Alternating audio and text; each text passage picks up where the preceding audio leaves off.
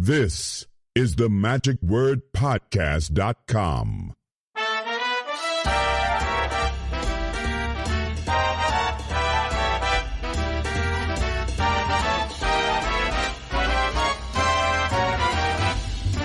Day 2 is about to begin very shortly. We're going to be having some more great lectures, more great shows, some workshops. We're going to be having one-man shows. Armando Lucero is going to continue with his.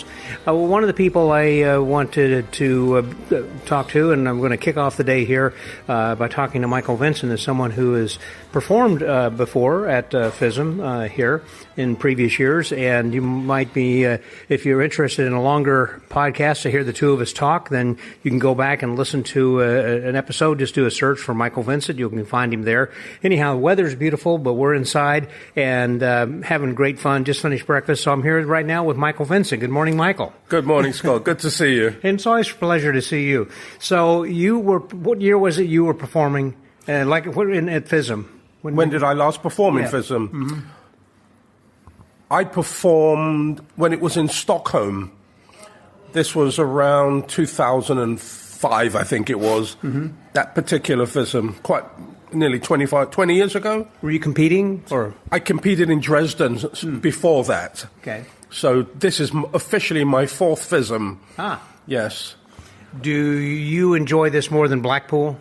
Do I? Like this convention, like FISM more than Blackpool? Do I prefer this? Yeah.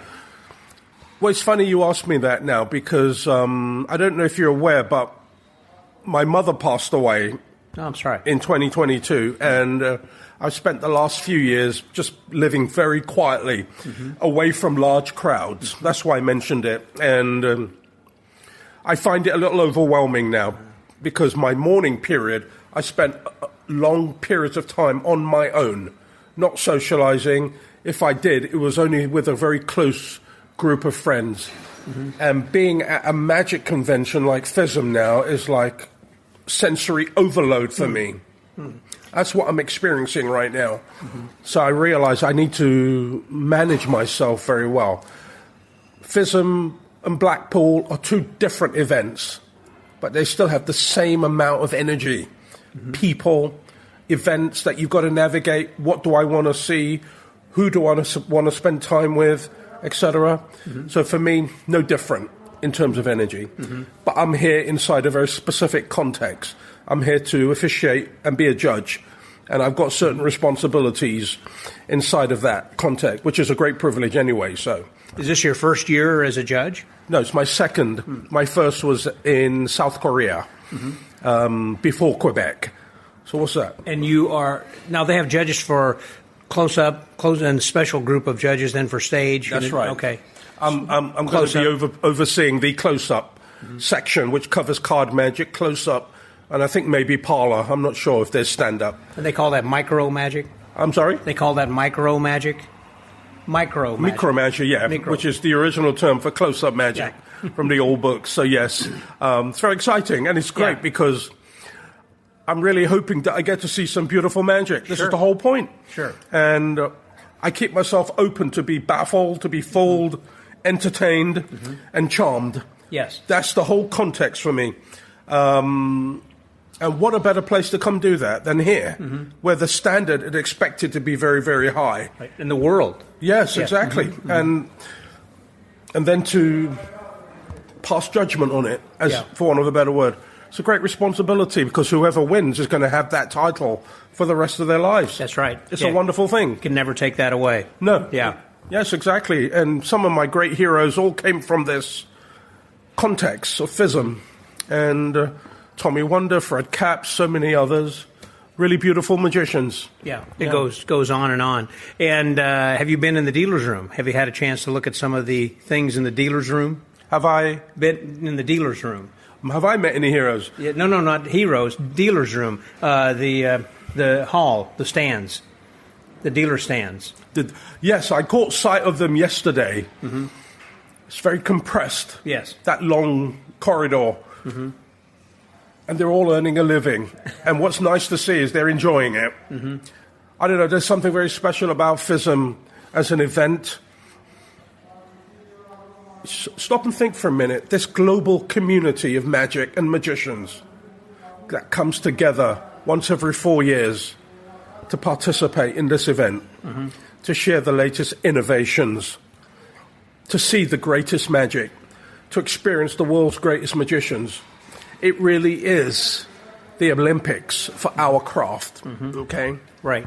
And I'm really hoping that the youngsters that are here feel something, because that's what they're going to take away with them. True.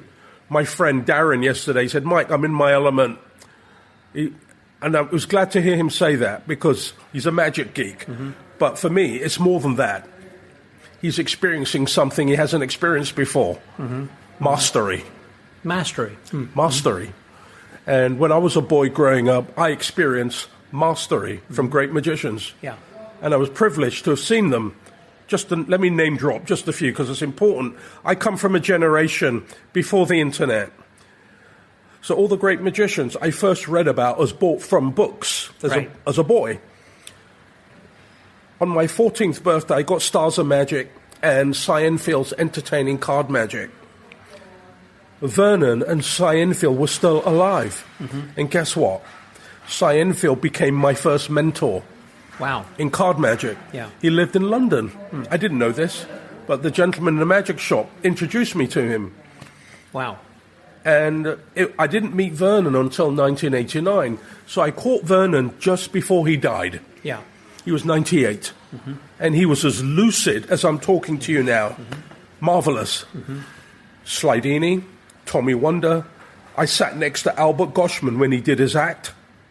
Yeah. I saw Ascanio, Spanish magician. Fred Capps? Strangely enough, I only experienced Fred Capps on television because just as I was getting started in magic, he dies. Yeah. The only magician I didn't see that I made an effort to go see was Marlowe. I went to Chicago in 1989. Right. When I arrived, oh, Michael, Ed's been admitted into hospital. He had leukemia. Of course, you knew Bob Harbin.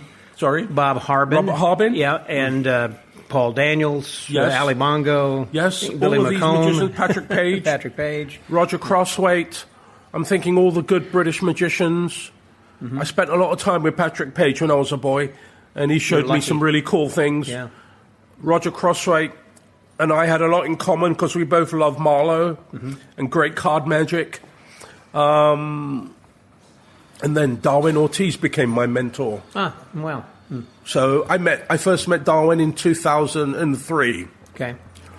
And I enjoyed 20 years of friendship with him. Lovely. Isn't that amazing? It is amazing. Yeah. Yeah. You know, Funny enough, when you and I first met in Texas, Yeah. I flew over Southwest Airlines from Washington, D.C. to spend time with John Starr Oh, yeah. and his wife, Andrea. That's how we met. Yes. And you lectured in my house. That's right. Yeah. I did my presentation at your home, which was great. Yeah. So it just shows you. I always factored in time because I was doing the Magic Castle.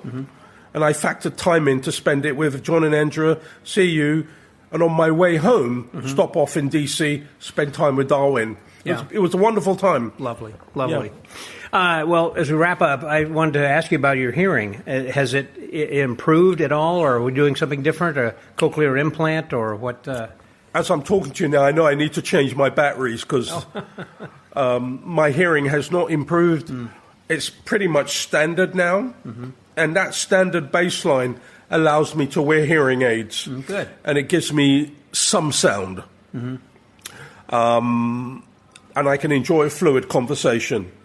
Part of my overwhelm is being in noisy environments. Sure. Crazy. Drives me nuts. And also the loud music from the stage show. I lost it and I left. Yeah. So I didn't see Miguel last night. Oh, it's beautiful. Isn't it beautiful? It was a beautiful show. And his sister, who sings opera. His sister? Yeah. Is she in the act as well? Yes. With the water act? Yes. She's part of it? She was singing opera over to the side. Wow. But he still does the water? Yeah. She's just over to the side singing. Oh, yeah. That act, when I first saw it, I thought to myself, you could put that in a science fiction film. Huh. Yeah, without any special effects. No CGI. Yeah. It really is sensational, isn't it? It was. Yeah. And he is a worthy FISM world champion, because I saw him in Busan. In South Korea, and I was just over the moon to see it. That's what good magic does to you, makes you happy. And gives you goosebumps. Yes, it does. It really does. Well, it gives me goosebumps every time I get to see you and spend time with you. I enjoy our friendship. Oh, so wonderful to see you again. Good to see you. Enjoy the rest of the convention. You too, sir. Thank you very and much. We'll talk again later. So with the Magic Word Podcast, that was Michael Vincent, Scotty out.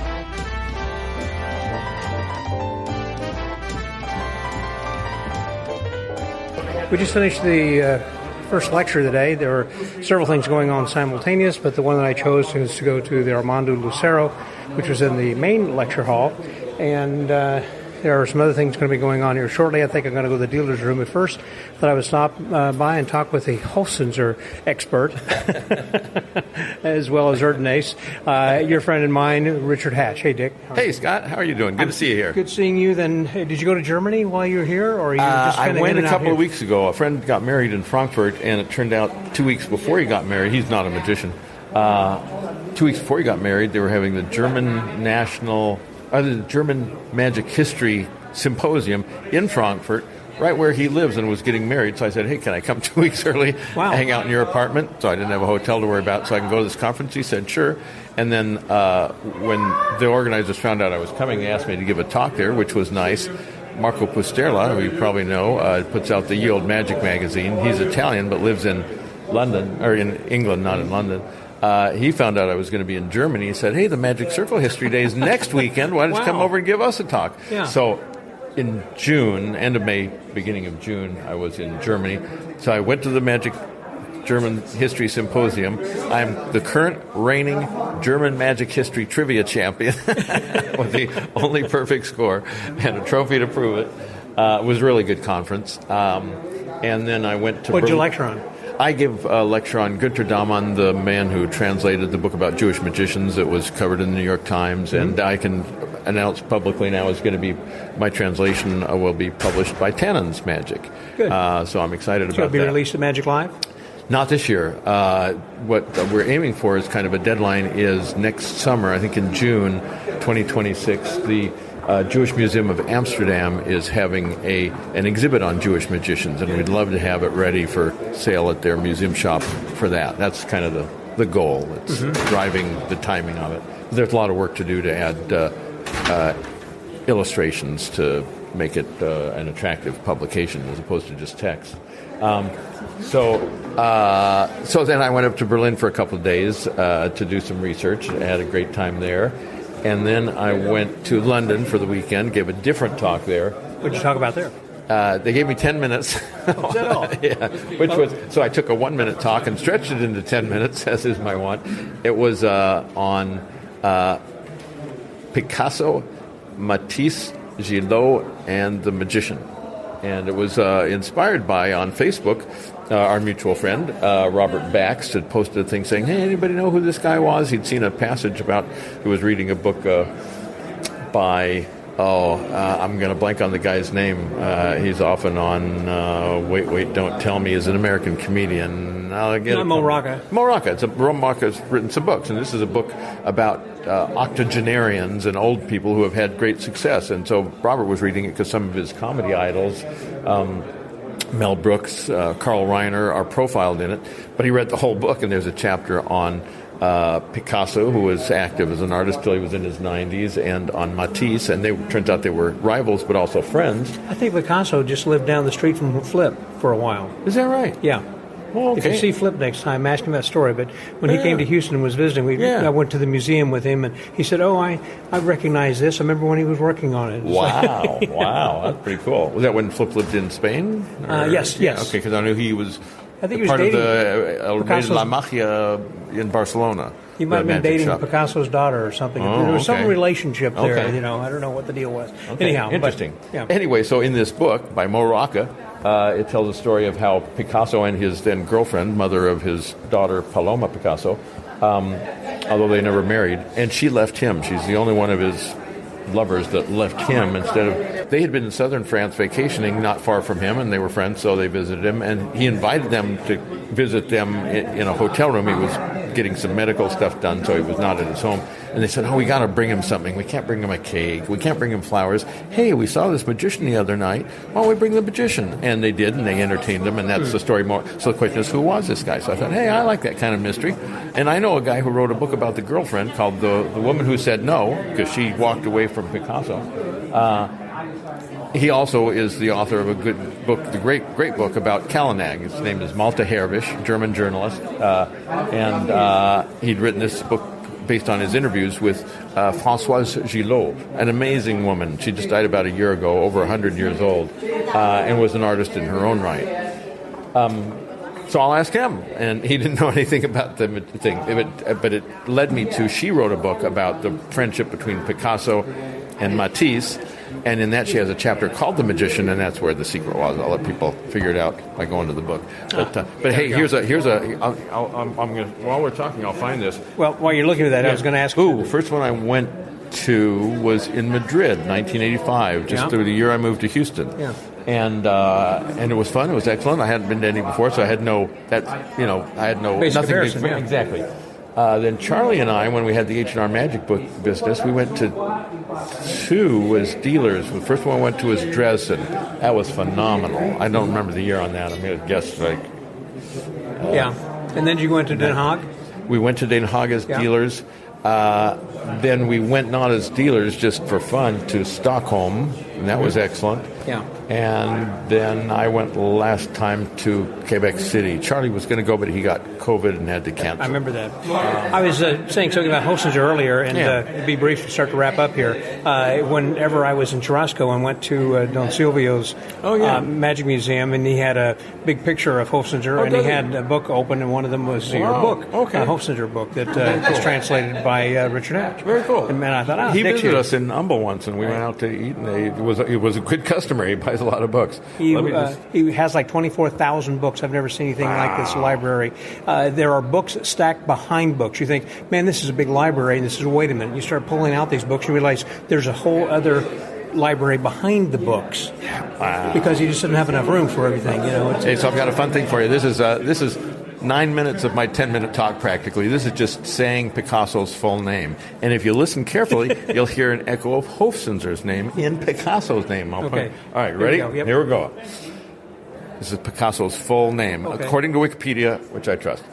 Pablo Diego José Francisco de Paula Juan Nepomuceno María de los Remedios Cipriano de la Santísima Trinidad Ruiz y Picasso. So the part that in there is Juan Nepomuceno, which is Johann Nepomuk in Spanish.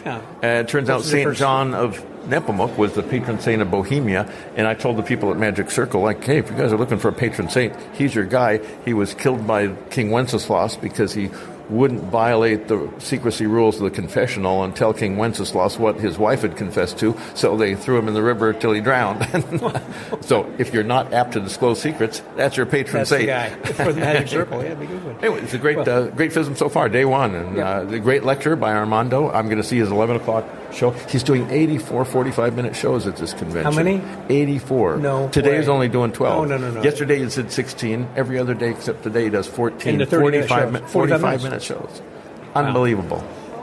I don't know how he has we're going to have a voice at the end of the week. Yeah, that's amazing. He's great. He's a genius. Whatever they're paying him is not enough. Exactly. Yeah. Yep. Well, I'm looking forward to the rest of the convention. Last night's opening was phenomenal. The contests are really good. Standing ovations for every show last night. Go back and listen to day one to hear more details about all of the contestants that Marc DeSouza gave a lot of color and explained all of that. And we will talk later about the show from last evening, which was, again, phenomenal. When we were at Magic Texas... Every act a closer. Yes, every act is a closer. Everyone was a Grand Prix winner from previous FISMs, too. Right. So, we'll talk about that again later. Dick, thanks very much. Thank you. I'll talk to you again soon. Good to see you. All right. Magic Word Podcast. That was Richard Hatch. Scotty out.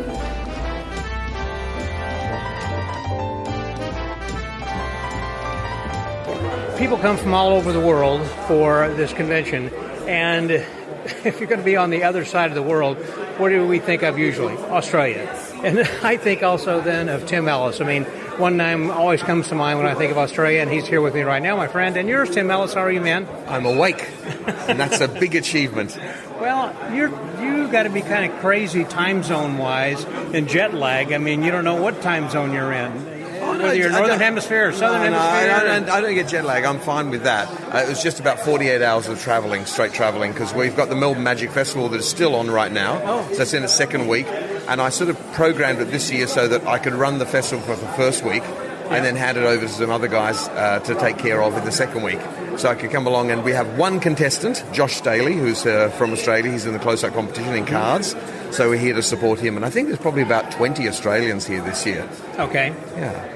That's quite a few, actually. I haven't heard the number. Have you? How many people have attended this? Or I want to say about 2,000 or so. Well, I don't know. It depends who you listen to. It could be 2,000 or it could be 50,000, the biggest FISM in the world. I don't know. True. Who knows how many? That's right.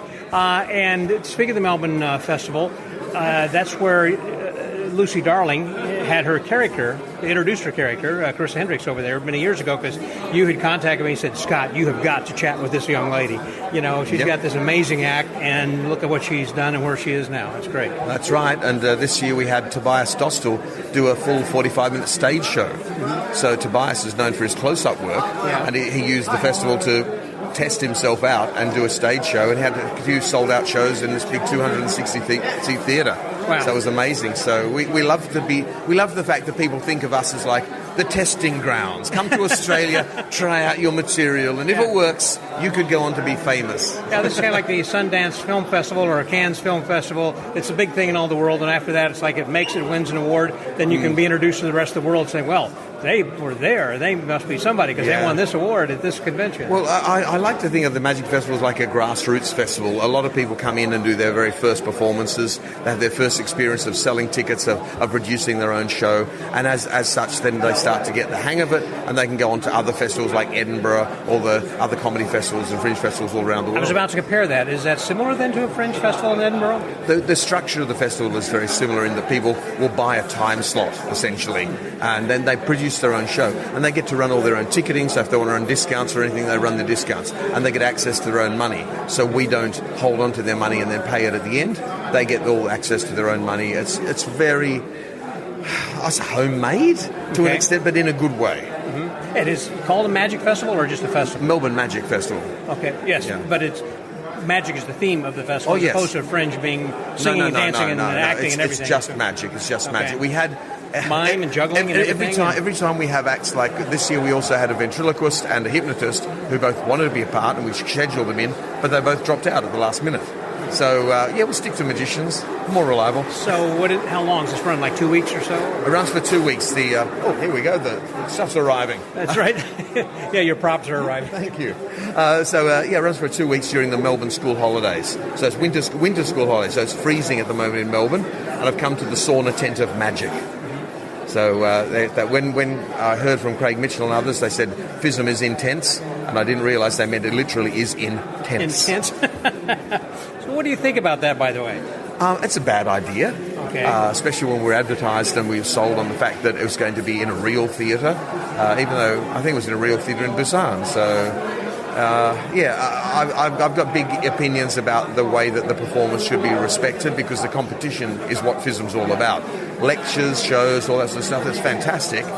But FISM is all about crowning the world champion, and you can't have, the performers put in subpar conditions. Now, all this being said, I just arrived after the first batch of competitors, which was before the opening gala. So did you not see any of that? I arrived at like 6 o'clock, and the opening gala was 7 or 8 or something like that. So I missed the first batch. Because the first batch, what they've been doing is having everybody to scan this QR code that you could then rate 1 through 10, and then they show immediate feedback. Well, here's what you thought of the last act. Well, why not hand out tomatoes to the audience and they can throw them at the acts if they don't like them? That'd be fun. I've just heard nothing but negative comments about this. We did a show, we did a convention once where we had a competition, and the gag was that it was a 2-minute competition. First minute, you just performed, and that was great. And the second minute, what happened was you could be gonged. Mm-hmm. So in the second minute, they could actually gong you, and you'd have to stop. Oh, well. And that was really funny. Well, I thought the shows were really great last night. Certainly got a standing Absolutely. ovation for every one of the Grand Prix acts. Yeah, I mean, look, what an opening. And then all the flags biggest coming in. lineup of any show. I've never seen as good a lineup as that. It was fantastic. The dancers were great. All the flags. Yeah, I just had tears in my eyes when they were coming in. Yeah. Well, I mean, it was a bit smoky, but yeah. You must have been sitting close to the haze I'm a machine. sentimental, emotional guy. No, it was really good. I say, and also, somebody wrote to me and said, "Well, Tim, the tent was very cool last night. The air conditioning was on." I was like, "Yeah, but it was also the sun wasn't out either." Yeah. So let's see what happens today. I did hear some people say I was burning up, and I said, well, where I was sitting, which was closer to the side, I was closer to an air conditioning unit because people were putting on sweaters next to me. I was perfectly comfortable last night in the tent. Yes. But during the day, the competitions. During the day, I was comfortable. All right. Well, you're from Texas. You're I'm used to from that. Texas. That's true. Yeah. That's true. But from other people have been saying, and I'll find out today. They were saying that in the tent they had to leave after a few acts because they were just so hot. Because I think somebody said the air conditioning wasn't put on full. Well, the sight lines are bad from the standpoint of everybody being flat all the way back, but they do have large monitors, and the sound is overwhelming. I have a feeling I can hear the sound from my apartment. I'm not wanting to say a lot of negative things about this convention by any means, not at all. because there's so many great things that are Absolutely. happening. We're here in the dealer's room right now, and this just is. There's enough room in the hallway for people to mill around. And I've never seen a dealer's room in the hallway before. Oh no, Battle of the Magicians.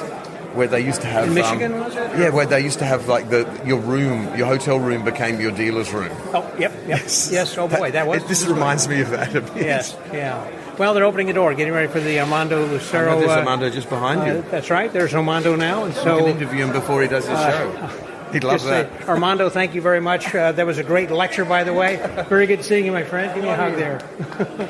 Great to see you. Hello. We're just talking about you, and you appeared. Oh, That's so right. Sorry. Yeah, I don't have an 11 o'clock, but I got a press pass, and I thought, well, maybe I can get in then to. So, how many shows are you doing? Just real quickly. 50. 50 shows. 50 shows. Okay. And a lecture. I just finished the lecture. The lecture was. Yeah. I asked Walter. I'm the one that thought of it. I said, you wanted it. We need to do a real close-up show. Intimate, where people actually can see a close-up show. Because conventions, we're not doing that anymore. Mm-hmm. So that's why I did it. Yeah, and it's excellent. Well, going to go see. Break a thread. I'm going to go in and watch the show then, too. Well, just Thank you, Tim. on that note, too, Yes, what he's saying is absolutely correct. We actually do an intimate close-up show at Melbourne Magic Festival now. We've got a dedicated close-up room which seats about 12. 12. Yeah. That is pretty darn intimate. It's kind of like, what is your theater, then? Thank you very much. 32 seats. That. How many? 32 seats. 32 seats. Wow. Okay. So, for the Magic Word podcast, that was Tim Ellis with a surprise visit with Armando Lucero. Scotty out. And also want to thank you, the friend of the Magic Word, Stephen Max Drogi, who is also here. Mr. Wells. Thank you very much. Going in to see the show? Yes. All right, me too. We'll see you soon. Take care. For the Magic Word podcast, Scotty out.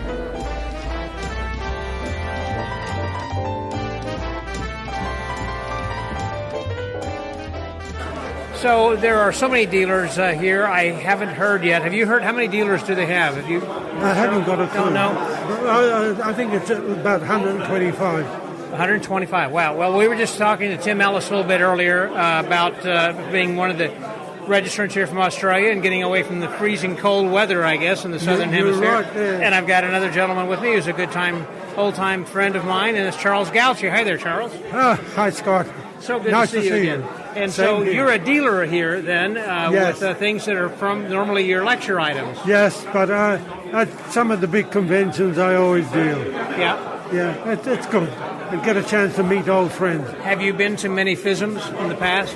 About 10. Have you? Yeah. Okay. I've only missed a couple. Do you have one that stands out? I mean, do you remember like a particular act that was really great? Do you think? No, look, everyone has been great. Mm-hmm. I can't honestly, although I have to say, from the point of view of artists and competitors, this has to be probably the greatest. Yeah. From the impression I get. It really is. I enjoyed the one they had in Quebec a few years ago, but there's something about the lure of Europeans that has just really solid conventions and well-run, well-organized. The timing and everything is very well organized. I remember the last one I came here in Rimini Yeah. about 10 years ago. Remember? That was great also. That was a very good convention then as well. Now, because you're a dealer, do you get some chance also to see any of the other things? I mean, do you... Unfortunately, no. Okay. We're too busy making money. Yeah, but you close at night, so Yes, you close do see at the 7 gala o'clock. show. Close at 7 o'clock. Did you see the gala show last night? No, I've had 3 sleepless nights. Because I had a bad flight coming over. So last night I decided 7 o'clock I knocked off. Well, later this afternoon is going to be the second day of stage contest, and it's going to be 5.5 hours long. So it's going to be... my God. We got 29 people who are going to be performing. That should be fantastic. Yeah, I'm going to have to get up and walk around. That's going to be like a plane flight across the United States, you know. But anyhow, it's good to see you. Got anything new you're working on? Yes, I've got 3 mental apps, which are really, I have to say, even though I'm biased, they're fantastic. I'm really pleased with them. I use them on my own show myself, and I've introduced them here. And so far, the acceptance has been quite good. And if people who are listening to this who aren't attending FISM, where can they go to your website? Well, I pulled down my website because the Chinese have completely killed my business. That's too bad. But they can contact me through Facebook, through Messenger, and I can reply. Okay. No problem. Thank you for the opportunity. You're welcome, and that's Charles Gauci. That's Gauci. Yeah. Okay. Thank you. You're welcome. All Charles, the very best. good luck. Good to see you again. So for the Magic Word Podcast, that was Charles Gauci. Scotty out.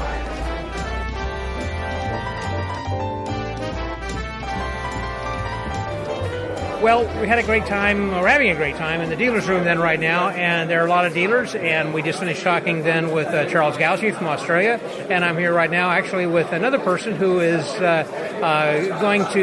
he is up for an award opposite me as another Magic podcaster, and that's Craig Petty. Hello, Craig. And I just want to put on record, if I win that competition, it's going to be the biggest disgrace in FISM history, because as far as I'm concerned, when it comes to podcasts, Scott Wells is the only possible choice. I'm a huge fan. I listen to your stuff all of the time. Thank you. How I even made it into the... there's something going on. I have no idea. I shouldn't be there. You should. It should be a one-horse race. It should be you, and that's it. Well, you're the nicest. That's been the nicest thing anybody said to me here all week. That's great. Well, thank you, particularly coming from you and being in your podcast. How long have you been doing it, by the way? Well, the podcast, it's I probably a couple of years, but I do more on YouTube than I do on the podcast. Like, YouTube is my platform. Yeah. I do the podcast with Lloyd occasionally. And you used to have a dog also? A dog? That was when I was with Dave Penn. Yeah. That bloody dog, Blammo, was a nightmare. Because it's a white dog, and I like wearing black. And I would literally leave after a day's filming, and I would look like some sort of white ghost. I'd have white fluff everywhere. So that dog was a nightmare. But no, I do the YouTube stuff with myself now and with my son Ryland. Me and Dave are still friends. I just spoke to him earlier on, but I just saw Dave earlier as well. He does his thing, I do my thing. Yeah. We kind of keep it separate. Yeah. So, how many of the FISMs have you attended? This is only my second. Is it? You went to Blackpool? I went to Blackpool. Yeah, I did Blackpool in 2012, and then just after Blackpool, I dropped out of Magic for like about 9 years. Why is that? There was a lot of reasons. Well, I don't mean to be personal. No, I'll tell you. 3 different reasons altogether. The first was I was doing the Wizard product review, and it took up like 2 days a week. I can only imagine. And I had no time to work on my business, which wasn't a problem because my wife had a really great job. She was a head teacher of a school, and it coincided with her becoming pregnant. And she said to me, I don't want to go back to school full time. You need to make this Magic thing work for you. And so I was like, well, if I'm going to make this work for me, I can't just spend 2 days a week filming content for fun. I have to actually start building a business. So a big part of it was leaving so that I could focus on making an income, making money, building a business, which is what I did. I also, at the same time, there was a lot of controversy with a trick I brought out called Red, which you might remember back in the day. There was a lot of controversy about that, and that really got to me. So a combination of... away. Yeah, a combination of that and having a child and needing to make money, I kind of just stepped away, which was the best thing I ever did, because it allowed me to do all of that. It allowed me to focus on my business. I built a big business. Everything went really well. The second best thing I ever did was coming back into magic, because I lost that sense of community. I was kind of almost outside, and I kind of tricked myself into believing that I didn't need the magic community. And coming back was amazing. I was a little bit worried. I was like, people aren't going to remember me. People are still going to think I'm an asshole. And I came back, and everyone was so lovely, and it was so wonderful. And that's when I set up Magic TV, and I've just carried on since then. So it's been about 4 or 5 years now that I've been back in magic properly within the community. Well, you've got such a commitment already. I mean, like with your tats on your arms. I'll tell you, Scott, every single one of these is a trick, but also has a personal meaning. Sure. So that's for a 5-card reveal. Yeah. But it's also my son and my daughter's date of birth. Ryland was born on the 12th of November. Thea was born on the 5th of March. That there is because me and my wife Sarah got married in Vegas. That's the exact time we got married. Yeah. This is my mom and dad's phone number, but it's also a dice reveal. This is the first date that I had with my wife. So it's all got a personal meaning. Sure. Other than the Sharpie, I couldn't really pull that one off. But outside of that, everything's got a personal meaning, but it's all to do. They're all designed to do tricks as well. So do you use a tattoo to make a Sharpie appear, and we sort of pull it out of your skin? Well, what I realised is when you're doing magic, nobody ever sees this part of your hand. On the bottom part, yeah. Nobody ever sees it. And I do a lot of pen manipulation. So I do this pen stuff, I do the pen, and then for the finale, I vanish it, and I come up here and I make it look like it goes into my skin, and I just drop it down into my the back of my neck. So it looks like I've kind of taken the pen and put it there, and nobody ever sees it until I bring my forearm up. That makes like sense. That. Yeah, so. Very clever. Very clever. There's a fine line between stupidity and creativity, and I feel like I walk that. Magicians do in general, yeah, right. But you're the epitome of that. It looks like it. Well, I'm 49 now. I only started having tattoos 10 years ago. Yeah. So I was quite late to the game. It was kind of a midlife crisis. It was this or a Ferrari and a mistress, so I kind of went for this. Am I wrong, or is it true that it seems like there are a lot of British medalists in particular who have... Oh, yeah. Well, I feel like Britain, we have got the monopoly on mentalists with tattoos. Yeah. I should be a mentalist, and I'm not. But like Pete Turner, all of those guys, You can't be taken seriously as a mentalist in the UK if you don't have at least 2 sleeves. That's what I thought. Yeah, that's kind of how it works. Well, this has been a great convention. I'm enjoying it. Did you enjoy the last evening's show then also? It was amazing. It was a great show. I wasn't too keen on the venue choice, the tent in the car park and the plastic seats. I think FISM deserves more, but the show was world class. Yeah. The show was amazing, and really, ultimately, that's what it's all about. It's about the show. It's about, it's about this spectacle. It's about that spotlighting the entertainer, and they really did. I think perfectly. It had good lighting. It had good sound. Yeah. Despite the venue and everything, but it all worked well. I think inside here, the venue they've got for the lectures and everything, the grand hall and everything, are wonderful. I don't know if you've seen Armando Lucero's show yet. Not yet, but I've seen the room. It's very good. I just finished watching that, and oh man, you're about to bring tears to your eyes. I mean, it's just so good, so very good. Well, listen, Craig, thanks very much. You're more than welcome, Scott. I want to wish you luck, but Well, no, don't wish me luck. You'll be seeing me. I'll be running onto that stage rioting if you don't win. Scott Wells for FISM winner is all I can say. All right. Seriously. That was Craig Petty, my new best friend. Thank you very much. This is Scotty out.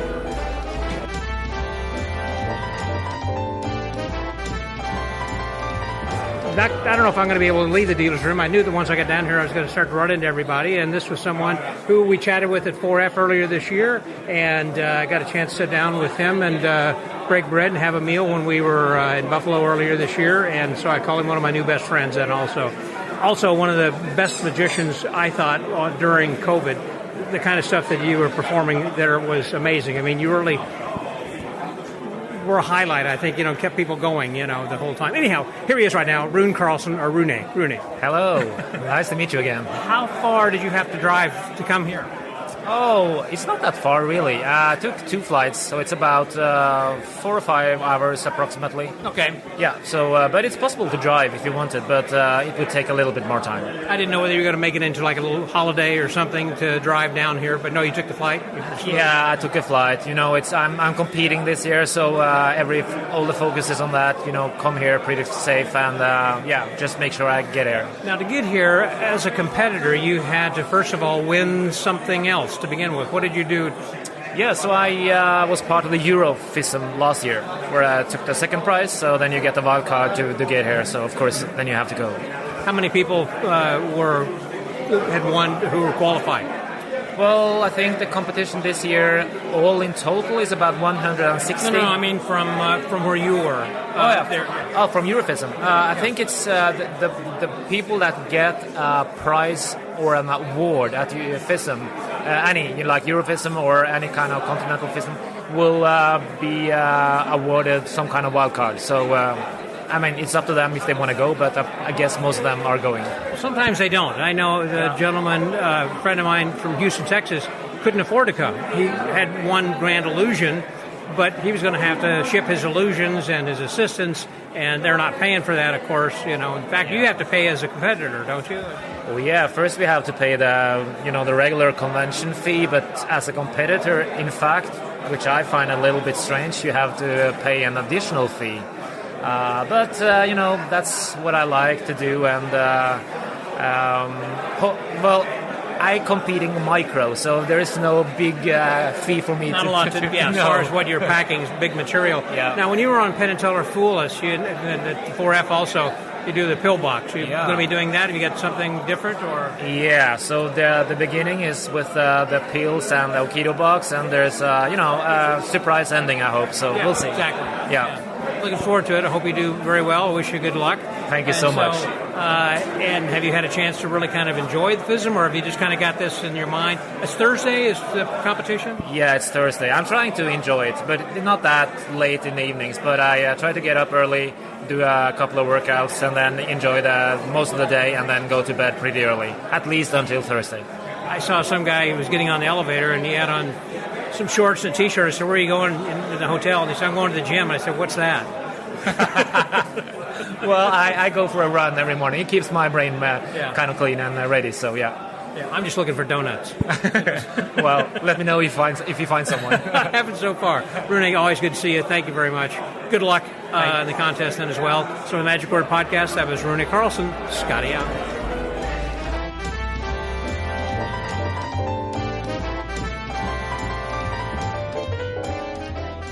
One of the dealers here has got stuff from his magic shop, as well as most of other dealers do also. But this particular one I thought is well worth noting because it is not just an old magic shop, but it is the oldest magic shop in the world. Is that correct? Yeah. And I've got Powell Martinez with me right here, who's standing behind the booth. Hey, Powell. Hello, nice to meet you, and it's a pleasure to be here. So tell me more about the shop. It's been around since when?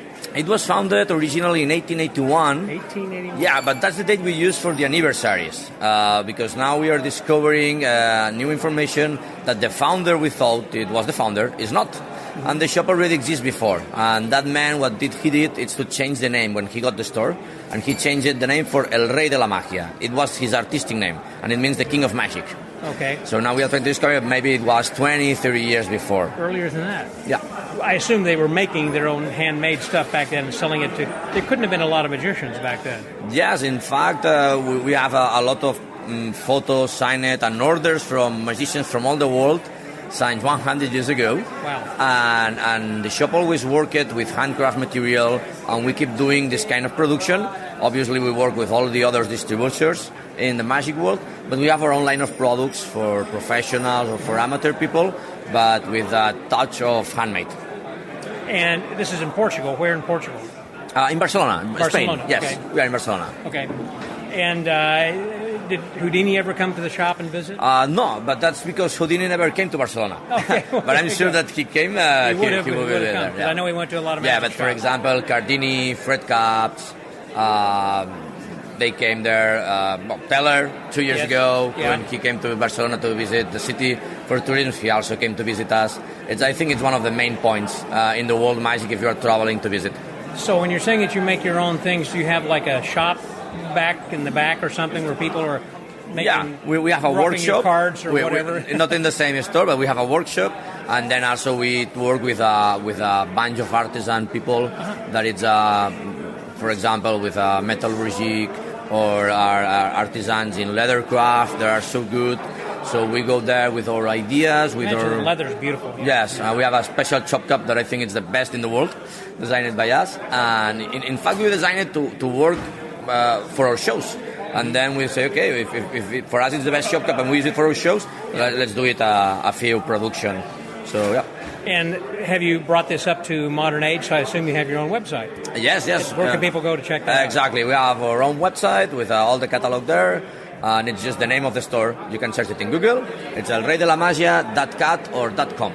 Okay, let me spell that for everybody. Elrey, ELREIDELAMAGIA.com. That's it. That's it. So you go check it out there. And I assume it has information about the history of the place and some old Exactly. pictures. We have some of history and also my partner in crime. I'm the descendant of the owners, and then I have an associate, a partner. It's called Pere Rafart. He also had 2 FISM awards in second prize in card magic in Korea and Quebec. Mm-hmm. And now he's also competing in micro magic on Friday. So let's see if he has some luck. That's amazing. Yeah, and you are how many generations? In your it's like family? My parents owned it before me, and before them was another owner. But it's like now we are the 4th owners. Okay, got it. Well, pal, very good meeting you. Congratulations on continuing to keep this alive for so many years and generations. And good luck with the rest of FISM then, too. Thank you very much. So the Magic Word Podcast. That was Pau Martinez for El Rey de la Magia. Scotty out.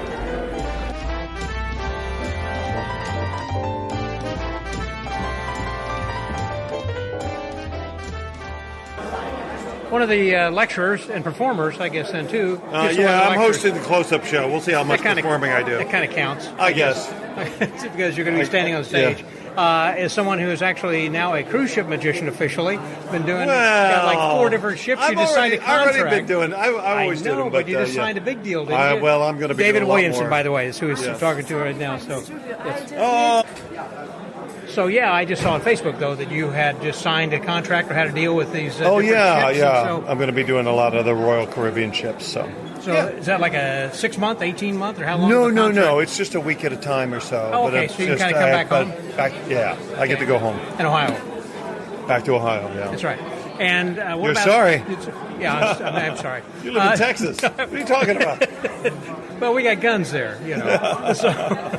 So when the Illusionist and the Circus 1903, that's the one I'm trying to say. Are you still working with that then? Still with them, but they're those contracts are kind of spotty. We just did Dubai and the Middle East recently, and now I'm doing some cruises, and we'll see what's next. And then you took a few days off for this week. Came here to FISM straight from a ship, and I go straight back to a different ship right after this. Yeah, I don't get to go home for a while. Well, make hay while the sun's shining, I guess. Why did they wait till I'm 64 to start offering me all this work? That's what I want to know. Well, because they still took me that long to figure it out. They still need you. They still love you when you turn 64. I still need the money. I think there's a song about that or something. So, still need the money. That's right. You've already, like Jay Marshall said, those checks have been spent. She's like, I said, I'm done with cruises after COVID, and she said, I miss going to Alaska. I go, all right. We'll do some more. So, did you see last evening's show? Were you here in time? I did, yeah. So, what did you think of the evening show? It was great. It was all the award winners, right? Yeah. I mean, each one of them was fantastic. Yep. And you've attended other FISMs. I have been to many FISMs, yeah. And how do you enjoying this, and why do you always come to FISM? Well, I always come because they pay me. Oh, okay. You don't come just because you want to. No, I've never been to a FISM on my own. Okay. No, I come. I mean, I have friends here. Obviously, I see you and many old friends walking down the hallway. Yeah. It's it's like every 3 years we watch each other get older. Yeah. So before we close, and tell me about Slide School. I see you're sporting your T-shirts. I don't sell anything. I just tell people to go to Slide School. And that's a good opportunity then also for people to kind of exchange ideas. Absolutely. It's my little online community. Check it out. You go there, you get a week free if you, put your name on the newsletter, and you'll get a week free. Kick the tires and see what you think. It's a community for magic geeks. Is it Slide School? What's the website? Slideschool.com. Easy enough to find that then as well. Well, I'm looking forward to so you're going to have a lecture. I think that seats are uncomfortable. Those are the most. Yes, the plastic catch chairs. you right in the back. Yeah. And today we're going to have 5.5 hours of competition. I know. I'm not going to bring a pillow from your room. Yeah, it's the only way to kind of enjoy this. David, always good seeing you. You too, Scott. The Magic Word Podcast. David Williamson. See you later. Thank you, buddy.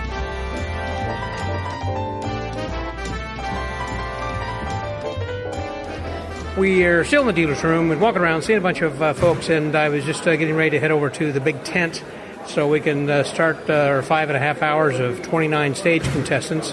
And I guess there'll be more tomorrow, stage contestants, because tomorrow morning is going to be the close-up contest. And but at least they have comfortable seats. Just joking. So, but anyhow, we have good sight lines to the monitors. So I've got somebody taking this new career in comedy. This is not going to work out for me over here. Got with me Craig Mitchell. Hey, Craig. Scott, we're having a great time. Exclusive news just for you. Yeah. Officially, we don't know this, but pack your bags. We're going to South Korea in 2028. Unfortunately, FISM decided that Canada was not for us in 2028. So Busan won the bid.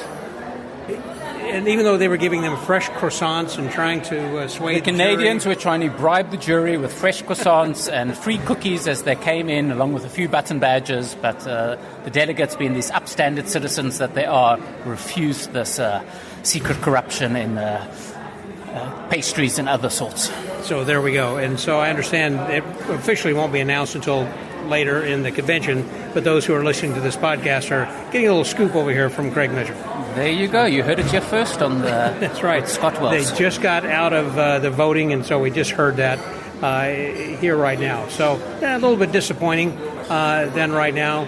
So, Joan, you mind saying just a word? And also I got Joan Caesar also. And so I'm heading to the tent also. I believe so. And Joan was from Canada and was instrumental in helping with getting it to Quebec last time. Busan will do well, though. You know, it will. It'll be good. It will be good. Yeah. FISM's always good. They'll still make you work hard. So. Maybe. I'd love to. If you survive this one. But I'll go no matter what. I'll buy a ticket tomorrow when they're open. Fantastic. There we go. Well, as I was saying to you, that hopefully that Dresden will be a place that they'll hold it, after Busan. It's been years, and you said you like Dresden. It was my first... Dresden in 1997, my first one as well. Yeah. And the first one is always your best. And it rocked. It killed. Everything started on time, which I really appreciated. And it was just a good convention. It was an amazing one. So fun memories. Yeah. Fun memories. Yeah. Hopefully they'll do it then again. Well, anyhow, so now you know the news. That's what's happening. So from the Magic Word Podcast, have a deep sigh for the Canadians. That was Joan Caesar and Craig Mitchell. Scotty out.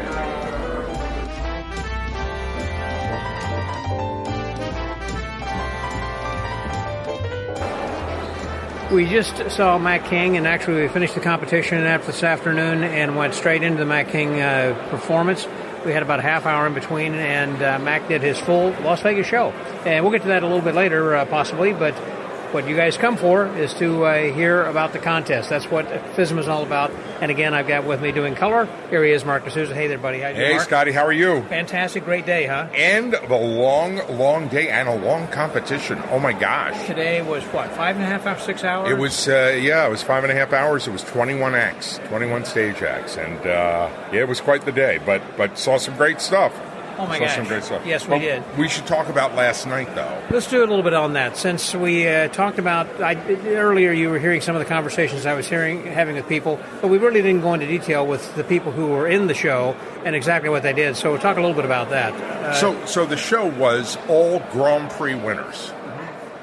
Well, it's the best of the best. Right. And that show certainly But first was. we had the opening ceremony. Oh, the opening ceremony was fabulous. That with all the flags of all nations. And not even before that, though. There was this whole dance number that started with Harry Potter themed stuff, and then going into these...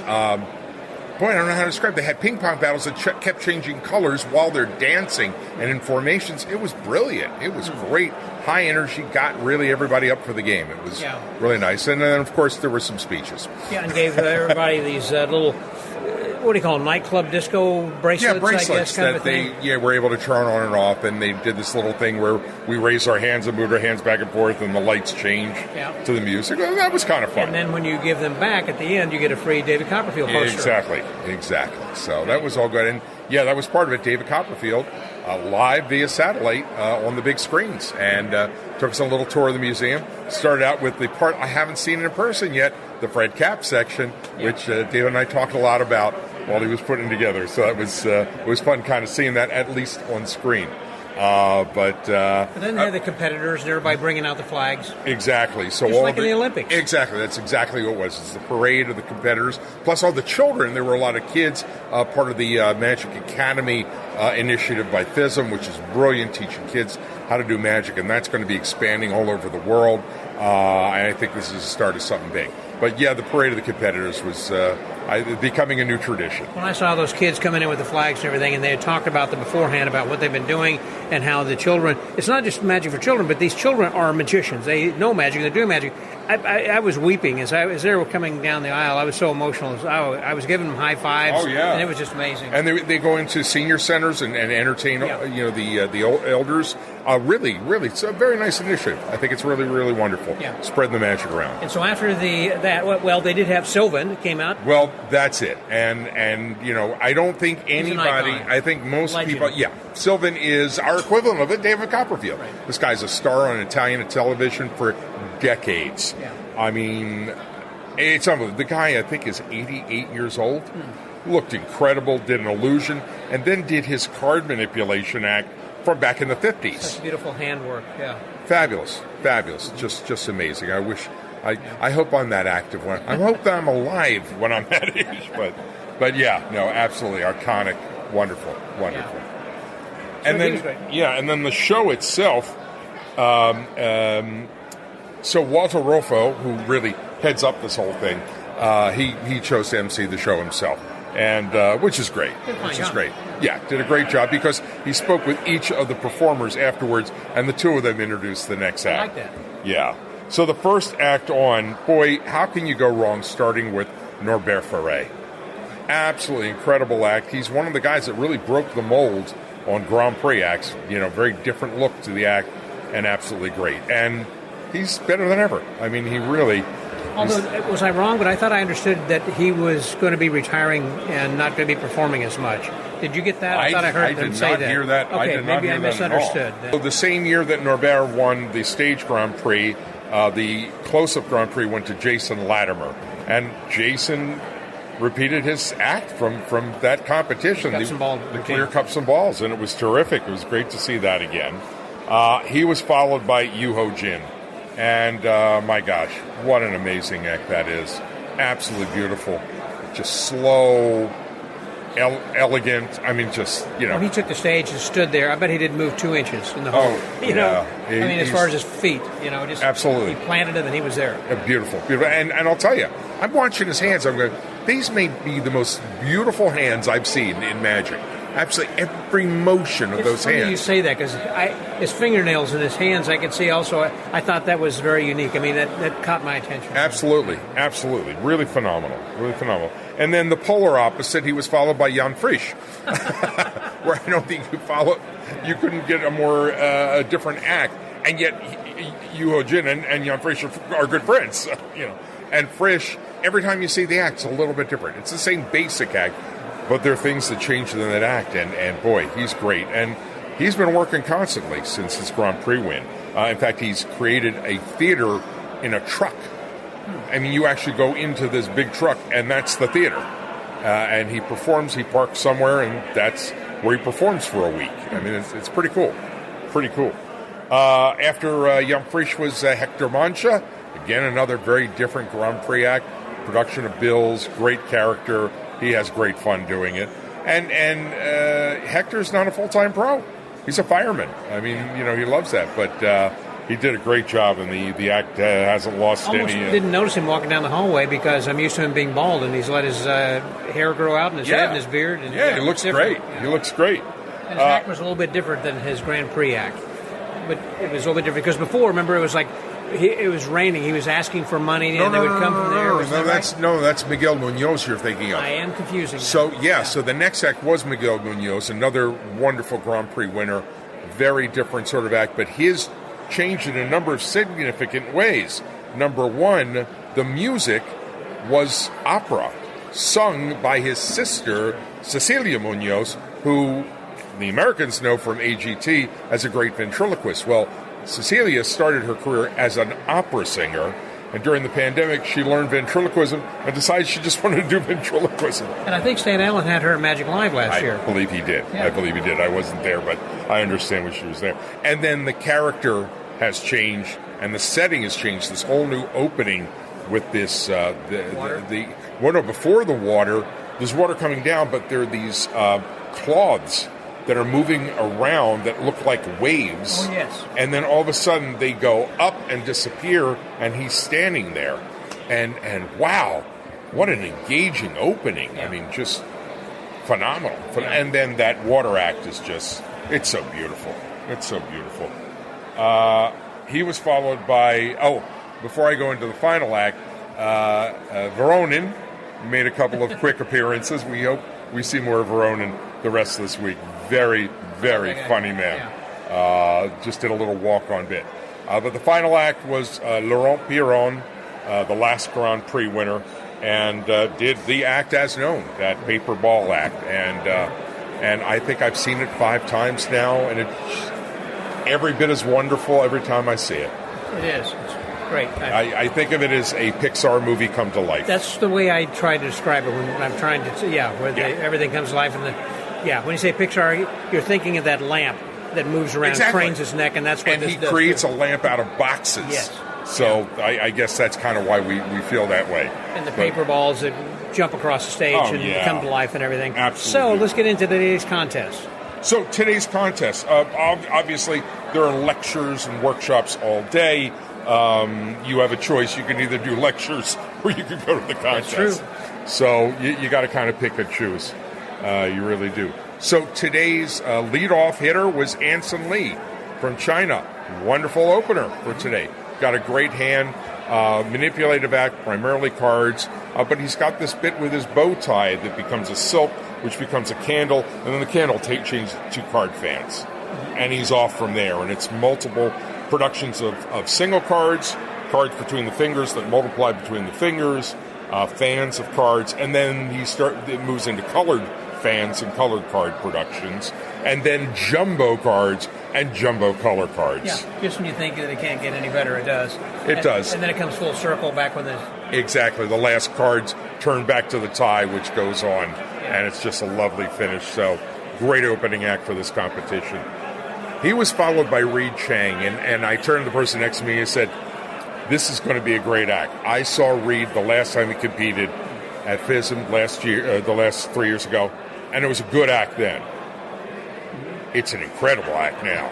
It was completely different. Same character, but he comes out with a pipe, and he's smoking the pipe, and the pipe, a watch appears on a chain, and then it floats up and disappears. Correct. And just things just constantly happening. But basically, had a newspaper that turned into a book. A big book. A big book. A big book. And then later in the act, the book vanishes. I don't mean he puts it in a box or wraps up. No, it visibly vanishes in front of you. In front of you in thin air. I mean, it was 2 feet in front of him. It wasn't like there was a black art or something, against him or the background. It was just floating out there, and then it was gone. Yeah, and he did that with a pocket watch. Yeah. I mean, everything just, the most incredible visible vanishes throughout this whole act. Absolutely exquisite act. Got a standing O before he was even done. And they came back. Got 2 standing ovations. He got 2 standing ovations. Yeah. Absolutely right. In my opinion, I think he's a winner. I mean, before we go on, I just think that he was I would hope so. Yeah. I would hope so. Just his work is it's so different. It is. It's inventive, very creative. inventive and just beautiful And then, work. of course, he finishes just at the end, in which everything comes back together, Sure, and he's back striking the same pose. Yep. Yeah. The book changes to the top hat, which he was wearing, and he's smoking the pipe again. And then that book that was on the table slowly unfolds back into the newspaper. Exactly. Yeah. It's an act that needs to be seen. Yeah. I'm hoping we're going to be seeing it again later this week. He was followed by Christopher Castellini, mentalist, young man in a wheelchair. I don't know why, but I remember seeing him compete at Quebec, and he was in the wheelchair. He did a 4-chair test, and the conditions were beautiful. I saw no forcing. I saw no hints of any equivoque, or even equivoque. But 4 spectators Get rid come of up. equivoque, so now we get equivoque. Okay. So there are 4 spectators coming up. They each take a numbered tag, 1 to 4. They choose the chair they sit in, and then there's a series of envelopes. Somebody shuffles the envelopes. They pass out the envelopes. They can change the envelopes. And what ends up with is that the envelope is the same number as the tag, and you open it up, and there's a colored piece of paper there that they take out that's the same number, and then they're asked to get up and take the black cloth off the chair, and each chair is the same color as the tag, and then they take off another cover on the chair. On the back of the chair. On the front of the chair. Oh, was it? Okay. Yeah, it was on the front of the chair, and their name is on a tag. He asked them each their name, and their name is on a tag on the chair. Beautifully layered, beautifully constructed, a very good mental routine. He was followed by Mariotti, I believe it's Dante Mariotti. Again, I say, don't go into comedy if your act isn't particularly funny. He had some interesting ideas, but in general, so-so act. He had a running bit with a shoe, and the shoe would vanish and appear, and vanish and appear, and vanish and appear. Yeah, it was okay. It was okay. He was followed by Alvaro Cortez. This was a great dove act. This is our first dove act we've seen. Not terribly popular anymore, but this is very different. He comes on in like white overalls as a painter, and there's a big thing with a picture of a magician dressed in black. And all of a sudden, he keeps producing doves from like a paintbrush. He has an aerial saw can, he sprays it, and a dove appears. There's a flash, and a dove appears. Beautiful dove work in a set of overalls. There's no jacket. Right. And then he goes behind this thing, and there's smoke that comes up, and all of a sudden he's there as the magician in black, and the picture is now him in the white outfit. And he does a few more beautiful dove productions, puts them in a cage, covers the cage, picks it up off the table, throws the cloth in the air, it rips apart, and there is this shower of glitter and feathers. Yeah. And now he's standing there dressed as the painter again, in all white, and you look back at the picture, and it's the guy in black. Really great act, got a great ovation. Didn't get a standing O. I thought he deserved one. Really, really fine. He was followed by Olivier Henning from the Netherlands. Olivier is a young man who I believe is 17. Is that all? Yeah. And I got to see him compete at IBM in Pittsburgh and thought he was brilliant, wonderful young manipulator. He was 14 at the time, and we hit it off, became friends. He came to visit me. His parents they're coming down again in August to see the House of Magic, and he's going to be performing the act at House of Magic before one of our events. Start back in the house. Yeah, and a beautiful act. Cards, balls, confetti, and some really fine juggling. Olivier is also trained as a juggler. And interestingly enough, his coach, Edwin, is the guy who was Hans Klock's coach. Oh, that's interesting. So, so very, very cool. Olivier did a very good job. Very good job. He was followed by Anka and Luca, a wonderful mental act. They won last time. They won the last time. Exactly. So different they're going act this time. Although it's the same characters, the gypsy characters. Wagon. Beautiful stage setting. And two-person mind reading. Exactly. So that's all we have to say about that. She's blindfolded and still gets stuff. She does a revelation of a date, a birth date. She does a revelation of a playing card, and then she goes in this thing with somebody chooses a number, the age of somebody, some loved one, exactly, the name of somebody, and so she had the name of that as well as their age.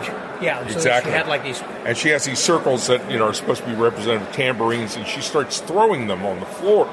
Excuse me, haphazardly. And there's an overhead camera. Exactly, and then she lays down and lays the last two out. And you're wondering, where's this going? Where's this going?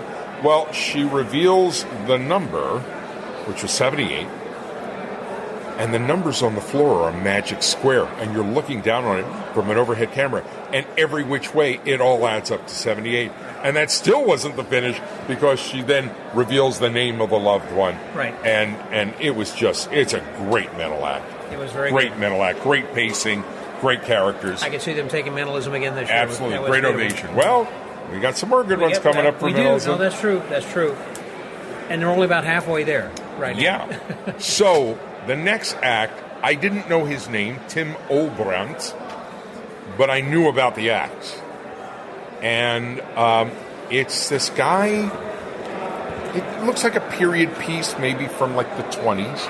And he's standing in front of this curtain, not the real backdrop, but a curtain in front of it, and begins producing large white balls. I'd say probably maybe 2.5, 3 inches in diameter. Billiard ball kind of size. Not billiard balls, but balls. Yeah. And then the curtain goes up, and it is this ball maze that looks like something from the 1920s. It looks like, steampunk. And it's this device where you put the ball in, and it goes around on tracks. And like it goes to the bottom. Toy. Mm-hmm. Exactly. You'll see these like an airport, brings it back up to the top where it starts over. Right. Only this one's magic, because balls will start and then they'll disappear and appear back in his hand. And the ball will vanish and appear on this track. Absolutely amazing. And I knew it was coming, and I still couldn't believe it when I saw it, because he raises his curtain again, and when he drops it, this entire huge contraption is gone. Yeah. And he walks behind it. It's not black art. It's gone. No, and I would say this thing probably measures a good 5 foot by 3 foot by 3 foot high. And it was on a thin table. Yeah, it was with beautiful. legs and then the curtain goes up again and drops, and he's gone. And just that fast. Yeah, unbelievable. Unbelievable. Just an absolutely beautiful routine. Again, like I said, this is what you come to FISM to see. That's true. This is what you come to FISM to see. The next performer was Kolugyo Kim, who, another Korean manipulator, starts off holding a white coffee cup and saucer that visibly vanish and become white cards. And he goes into various card manipulations, absolutely beautiful single card manipulations primarily. And then that cup and saucer appears at the end of that segment of the act. But then he goes through some transpositions between a white silk and his watch, and then the white silk, the watch, and a bow tie, and his tie. It was really very, very clever. And then he produces a flower in a vase. And these are all white. Yeah. And then he finishes by producing that cup and saucer again. Mm-hmm. So it's a charming little act. Very, very nice. Yeah, it really took people off guard to begin with whenever that he held a coffee cup and then vanished the first time. There were gasps. Oh, yeah. You just weren't expecting that to happen. He was followed by one of the perennial competitors in illusion category, Danny Larry from France. Mm-hmm. And he said this is a piece of magic that's one of his signature pieces, and this is the last time he's performing it. And it is his homage to Houdini. It is a large vertical aquarium escape. And he gets in this thing, and he has a great deal of trouble getting into it because the man's 67 years old and not slim. And he gets in, and they close this thing up, and they hold this cloth in front of it. Two assistants hold the cloth. And after a moment or two, you see these... It looks like a face pushing out through the cloth. Right. It's spandex. There's some sort of silver spandex or something. Exactly. The two assistants pulled from both sides. Yep, and a hand comes out, and the face again, and they take it off, and he's still in the tank. They bring it up again, the hand, the face, come out a couple of times, and then the entire body, and then they take the cloth out, and he's standing out. there. Yeah. And he got a great ovation. Yeah. Great ovation for that single piece, and he says he's giving that to his son to perform instead. So that's really lovely.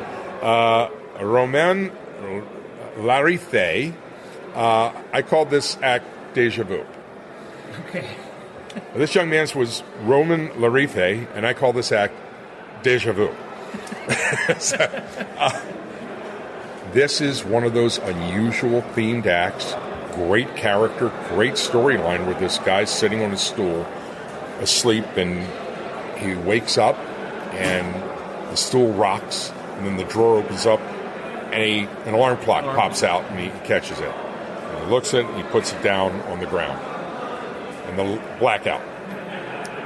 lights come on again, and he's sitting in the chair asleep. And he wakes up, same exact thing. And this happens several times.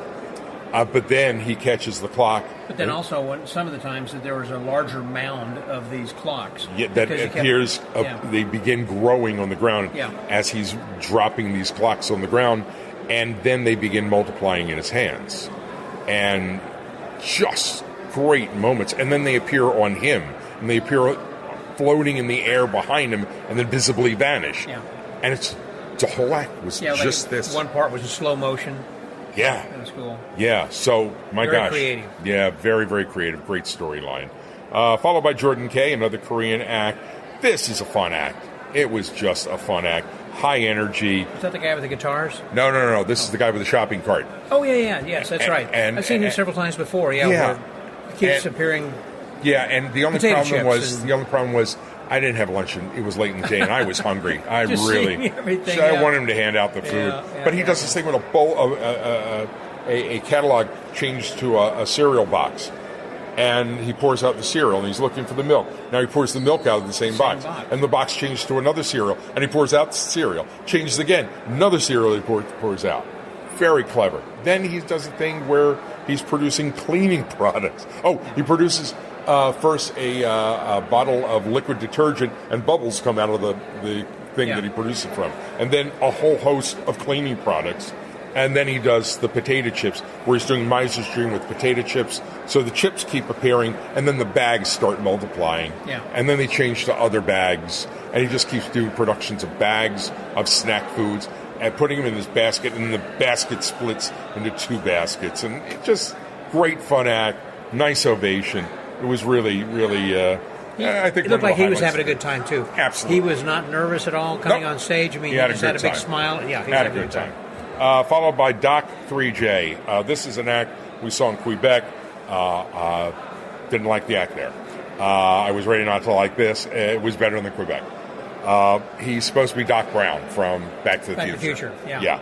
But the character just doesn't work for me, and I don't think it really works for the audience either. No. He's having a good time doing it, but this time he did some really interesting revelations, including a flash pictorial representation of Einstein, and he finishes with a video recap of all the predictions. And these weren't forces; these were real-time selections. Right. So there's some great techno mojo going on there. Mm-hmm. But the license plate would match, and then also on the dashboard of the DeLorean would match, and everything like that. So all the predictions came together at the end on that video. He was followed by Doble Mon Doble, who we saw in Quebec also. Different act this time, doing a comedy, substitution, transposition. Very funny stuff. It's one guy in drag, and I hope it was. You think? Oh, yeah. No, it was a guy. I was sitting his wife. No, I was sitting in the front row. Oh, okay. No, it was a guy. Okay. Very funny, very clever, baffling substitution illusion. So it had a nice payoff besides being good comedy. And I think he was there for Invention 2. Was that the one that... I don't know if he was or not. I didn't because take it notice. Seems... I may be wrong on that one, but I did think that was amazing whenever that the woman, the assistant, had vanished from one side of the stage and then appeared in the trunk on the other. That was something new to me. It was very clever. It's very clever. I think I know what was going on, but I'm not saying. Followed by Mello, doing very different act than he did in Quebec. He has somebody take a white piece of paper and draw a bill, any bill. I love this act. And he comes back on stage, and you see this drawn bill visibly change to the actual bill that was drawn, and look great. And that just started it. He does a thing where he makes a hole in the bill. He does a penetration with it, and then the hole heals up, and the bill is completely whole again. He does several changes of it to different denominations. There's a prop on stage. It's a large plexiglass safe. He talks about to make money, you need these special rollers, the rollers in the safe. So he draws a circle with a magic marker and puts his hand through the circle. He gets the roller, comes out, and then erases the circle, and it's solid. Look really good. Yeah. Really good. And then he does the printing of the bills, but then he stands on top of the safe, pulls up a cloth, drops it. Now he's in the safe, and the safe opens up. He comes out, and then there was an explosion. Exactly. And he basically vanishes and appears in the auditorium. He comes back with the bill, changed it back to the drawn piece of paper, and gives it to the spectator that drew it. And I knew that was not a plant because she was sitting next to me. Yeah. And then a shower of 1,000-euro notes comes down, and literally all over the front of the stage, in probably the first quarter of the audience, and everybody rushed up to grab their souvenir bills. I have a few. I've got a few myself. They were kind of cool because it had not only his picture, but on the other side it had the committee from FISM. Yeah, very, very nicely done.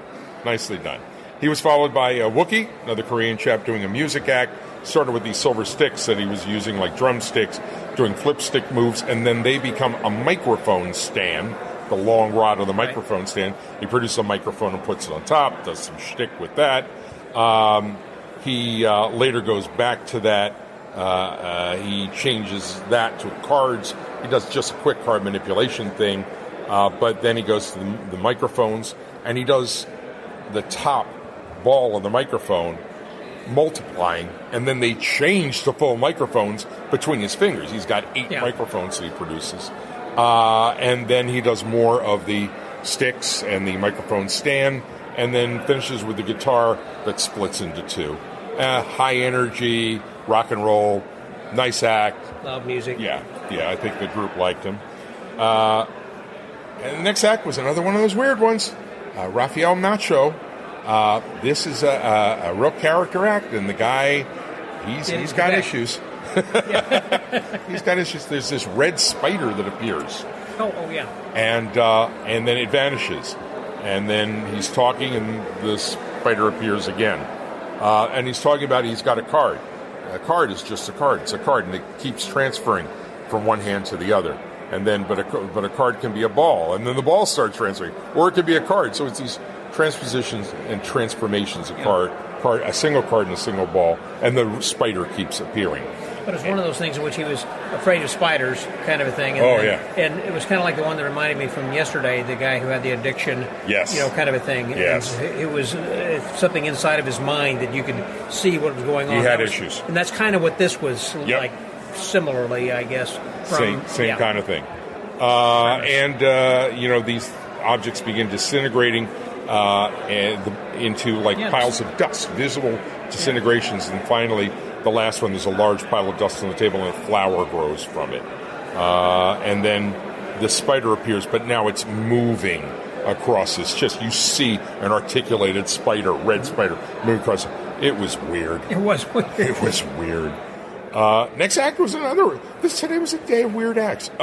Jad from France. We didn't have any tree acts. No tree acts today. No Korean trio. No Asian trio.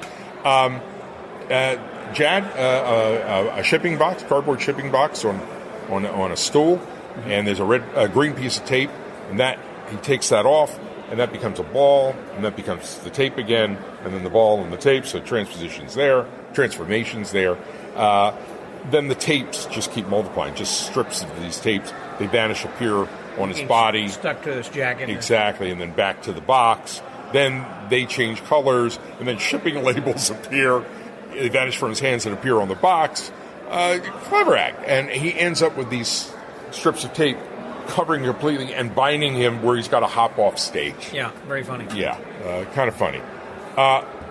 Followed by a big surprise for me, Juan Colas. I've seen Colas do close-up, very good close-up.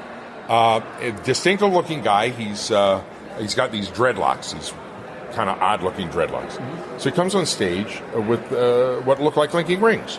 And they are, in fact, linking rings. And he starts doing linking rings. Only this does not look like normal linking rings. These things visibly penetrate each other at the points of penetration on, together and apart. Right. You see nothing. No. It's not your typical. Invisible, not your typical. Keys, but then it starts getting linked into his dreadlocks. So he kind of pulls it out and does it. And then he puts the rings down, and the dreadlocks, just keeps having problems with the dreadlocks, where it goes into his pocket and now goes through. I can only describe this as Professor Cheer's rope trick I was going to say done with his dreadlocks. Yes, that's what it was. Very clever. very funny, very unexpected, and it's Professor Cheer on steroids. Much, much, much better. So that was very cool. That was very cool. You got a standing ovation. Standing out, yeah, well deserved. Followed by a young man from Finland named Hannu Juntunen. I hope I'm pronouncing it right. This is a classic, old-style FISM Manipact. Tails moves beautifully. Yeah, mine made of Channing Pollock and Richard Ross. Exactly. Kind of, Just so elegant. Beautiful movements. Handsome man. Absolutely. Absolutely. Blue bubbles. Bubble becomes glass ball. The glass ball becomes a red ball. Does red ball manipulations. Red ball changes to a white ball. And boom, he's got 8 white balls between his fingers. I mean, it was just really great. Flawless. Yeah. And then the ball changes, the last ball changes to a card, and then he does beautiful card manipulations. I just put very clean, classic style, just beautiful, very stylish act. I thought he was wonderful. And the day was finished by Sergei Buka. Buka's been around for a long time, but what he did here was different than I've ever seen. He comes out, he's got on stage what looks like a greenhouse, and he's got a flute, and the flute vanishes and changes to glitter. And then he takes his flower and pulls off petals of the flower, and a few of the petals become butterflies, and he does the classic Japanese butterfly manipulation, but then the butterflies go into this greenhouse and begin multiplying and flying by themselves. Now, it's I don't know from where you were looking, but it was obviously a video or a hologram of some sort. You think? Yeah, okay. It was a video projection, but it was beautiful. And as he was playing the flute, then also the moths or the butterflies would be in the they were flying in the formation of the music. The notes. Yeah. Absolutely beautiful routine. At one point, he puts the flower in, and the butterflies become real and go towards the flower, and the butterflies become the petals of the flower again. Lovely poetic act, very cool. I would love to see that act again, but it was a lovely, fitting finish to a very long day of competition. It was, and that doesn't wrap up the stage contest. Oh, heck no. There'll be more tomorrow, and tomorrow morning will be this close-up contest. First round of the close-up competition starts at 9 o'clock. Doing that? And then the afternoon, absolutely, and then the afternoon will be the stage competition. Yeah, we're not getting much to eat or sleep around here, it seems. No. But one other thing I do want to mention, and that was before they began the show, and let me also say that Luis D'Amatos has been the excellent host, or I should say the voice behind the announcements of the people coming on the show for the contest. And he had said there have been some people saying, like we have been saying, that it was unfair. They shouldn't be. The audience should not be critiquing. They should not be voting on who they like. Right. It's enough that these performers are out there working so hard and under so much pressure to be performing in front of a group of judges. Why isn't the audience simply voting with their applause? Right. Or other reactions? They said they had asked about this last year, and the majority said we would like to be able to vote and see immediate feedback then too, which is why that they were trying this. And then after yesterday of getting just, I guess, a little bit of pushback, they said, okay, well, we'll take another vote. And so they did the QR code and said if you want yes or no, and then they showed 78% or whatever it was again in favor of doing it. So it continued. And then they did say that the judges don't get to see the feedback. I don't know how that happens because the judges are in the room. Yeah, they're looking at the screen. So I mean that was not a very honest assessment of the situation. And they said the competitors don't see it. I can't believe that either. So I mean that's I could be wrong, but I just don't think it's a good idea. But apparently. We're in the minority. We're in the minority, and that's right. The majority rules, and there we go. It was a great day of magic, and then we had Matt King's show, which was his full show. Absolutely. And he's down doing another show here right now. The other half of the crowd. That's right. Yeah, and he came up and between shows, and selling his posters and signing them. Selling merch. Yep, you gotta have the merch table. Exit through the gift shop, as he said. And so actually that kind of wraps up then for today, because tomorrow is Tuesday. Tomorrow's Wednesday. Boy, it's going quick. Yep. And tomorrow night is the white party. Exactly right. Which we all have brought some white jackets and pants and whatever to wear. White whatevers. I'm wearing white underwear. So I forgot to wear white underwear, so my underwear will show through my white pants, I guess. Oh, well. Yeah. Stopped at the door. There we go. Probably stopped at the door. Well, I think that wraps up day 1 or day 2 of the convention. Of this day 2 of a 43-day of convention. This month-long convention. Exactly right. And thank you again, Marc. We'll do this again. We'll. You want to? I think we'll have time between the 2 contests, so we can wrap up the close. We can close up and talk about that, and then do.